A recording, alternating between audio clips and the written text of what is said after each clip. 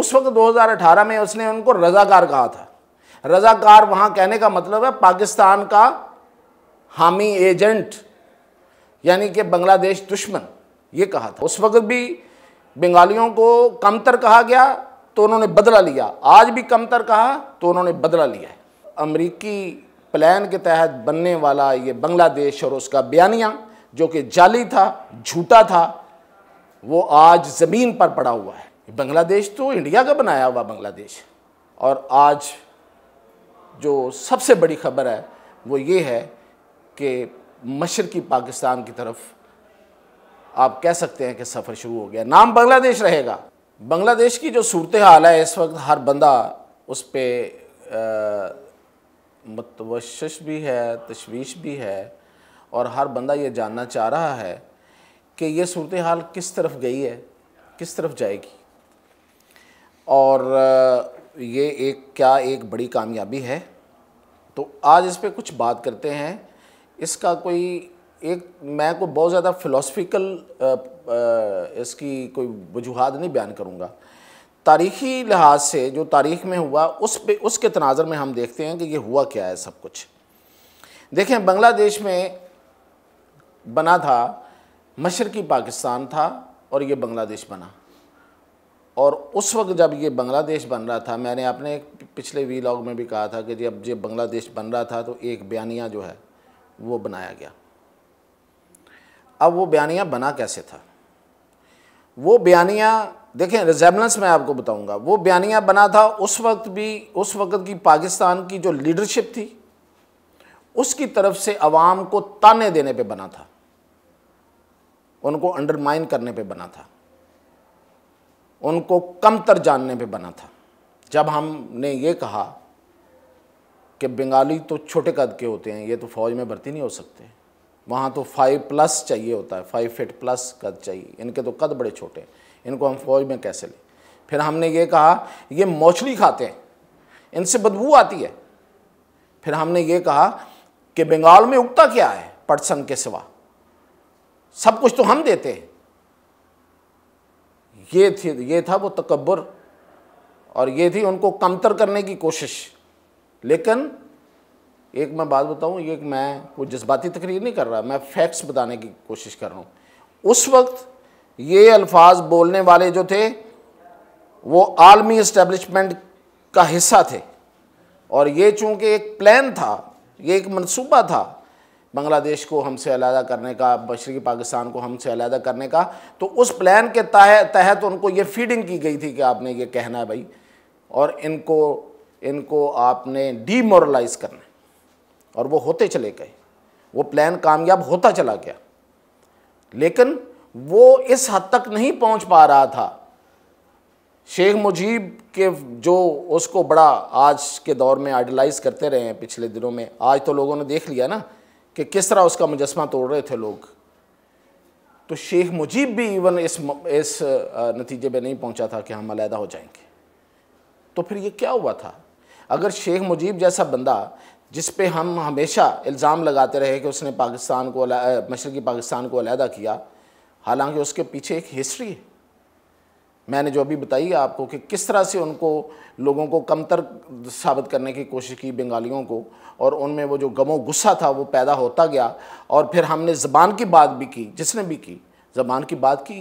ये कैसे हो सकता है कि एक मुल्क में 2 ज़बानें या 3 ज़बानें नहीं बोली जा सकती, और वो भी गुस्सा था।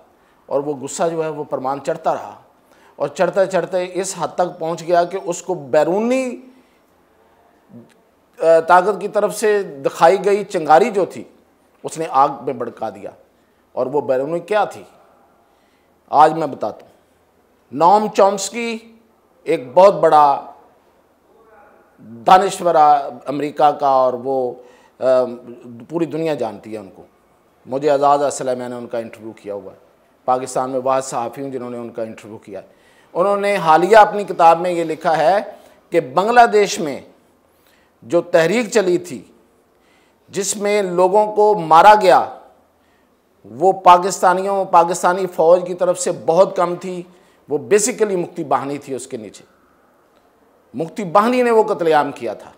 ये नोम चॉम्स्की लिख रहा है, जो एक आज़ाद दानिश्वर है, और अमेरिका में बैठा हुआ है और बिलियनर है फैमिली के लिहाज से, उसको कोई परवाह नहीं है, उसको किसी के पैसे की ज़रूरत नहीं है।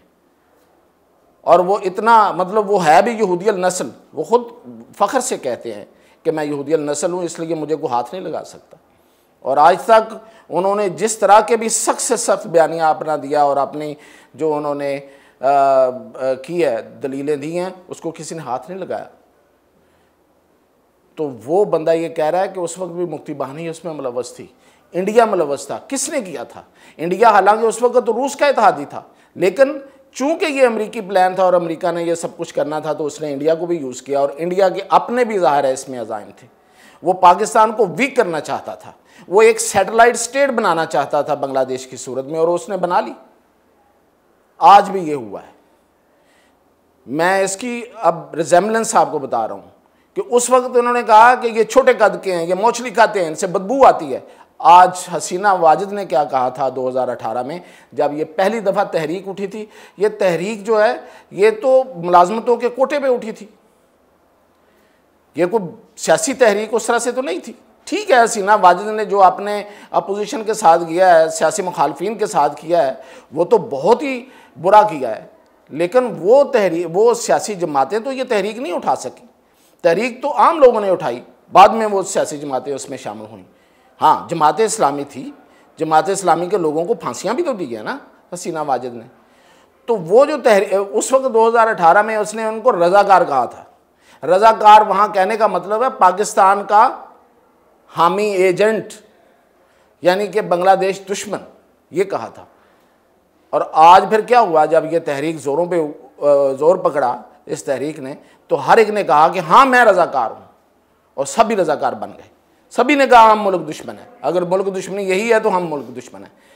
तो ये देखें रिजेम्बलेंस क्या है। उस वक्त भी बंगालियों को कमतर कहा गया तो उन्होंने बदला लिया, आज भी कमतर कहा तो उन्होंने बदला लिया है। और अमरीकी प्लान के तहत बनने वाला ये बांग्लादेश और उसका बयानिया जो कि जाली था, झूठा था, वो आज ज़मीन पर पड़ा हुआ है। और आज जो सबसे बड़ी खबर है वो ये है कि मशरकी पाकिस्तान की तरफ आप कह सकते हैं कि सफ़र शुरू हो गया। नाम बांग्लादेश रहेगा, लेकिन जमात इस्लामी से पाबंदी हट गई, नेशनल पार्टी से पाबंदी अब हटने वाली है। और खालिदा ज़िया की पार्टी जो है वो गो के वो बहुत बीमार हैं, वो जेल में हैं, लेकिन जाहिर है कि वो सियासत में या उनके आगे कोई उनकी पार्टी के लोग आएंगे। तो अब हसीना वाजिद जो कि नफ़रत की सियासत करती थी, जो कि भारत की सियासत करती थी, जो कि भारत की एजेंट थी, भारत का ये सैटेलाइट स्टेट बना दी थी उसने, वो ख़त्म होती जा रही है। और अब जो सामने आएगा वो आएगी जमात इस्लामी और वो जमातें जो बांग्लादेश जो मशरकी पाकिस्तान के लोग थे, जो उनकी जमातें थी।